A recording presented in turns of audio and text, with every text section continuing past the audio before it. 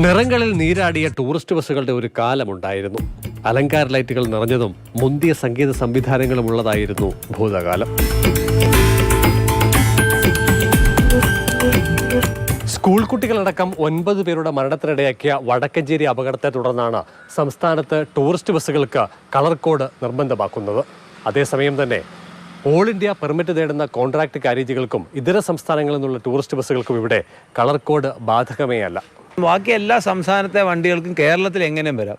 കേരളം നമ്മുടെ ഓൺ രാജ്യമായ God's own country എന്ന് പറയുന്ന കേരളത്തിലെ വണ്ടികൾക്ക് എവിടെയും പോയി കളറായിട്ട് ഓടുന്നത് നമുക്ക് ഈ വൈറ്റ് കളറിലേ പോകാൻ പറ്റും. വേറെ നമ്മളിപ്പോൾ ഒരു ഉദാഹരണം പറഞ്ഞാൽ മൈസൂരിലോ ഹൈദരാബാദിലോ ഗോവയിലൊക്കെ ചെന്നാൽ ഒത്തിരി വണ്ടികൾ നമ്മുടെ വണ്ടി കാണുമ്പോഴേ ആൾക്കാർ പറയാം ഇത് കേരള വണ്ടിയാണ്, വൈറ്റ് പേരൊന്നും അവർക്ക് അറിയണ്ട.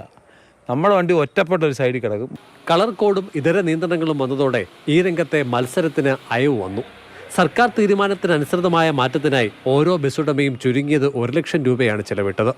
2023 തുടക്കത്തിൽ 6500 ടൂറിസ്റ്റ് ബസ്സുകൾ ഉണ്ടായിരുന്ന സംസ്ഥാനത്ത് ഇപ്പോൾ 4500 ബസ്സുകൾ മാത്രമേ സർവീസ് നടത്തുന്നുള്ളൂ എന്നാണ് സംഘടനാ പ്രതിനിധികൾ പറയുന്നത്.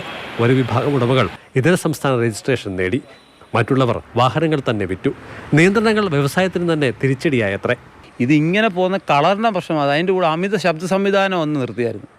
ഈ അമിത ശബ്ദ സംവിധാനം നിർത്തിയപ്പോൾ ഒരു പുതിയ നിയമം വന്നു, മിതമായ സംവിധാനത്തിലൂടെ വെച്ചോളായി.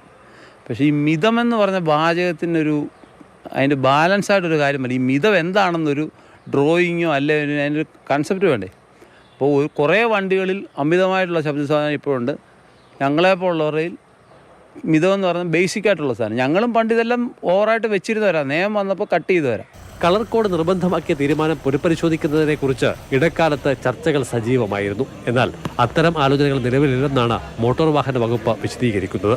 ബസ്സുകളിലെ ശബ്ദ വെളിച്ച സംവിധാനങ്ങളടക്കം നിയന്ത്രണ വിധേയമാണെന്ന് പരിശോധിച്ച് ഉറപ്പാക്കുന്നതായാണ് വിശദീകരണം. CK Abhilal, Mathrubhumi news, Pathanamthitta.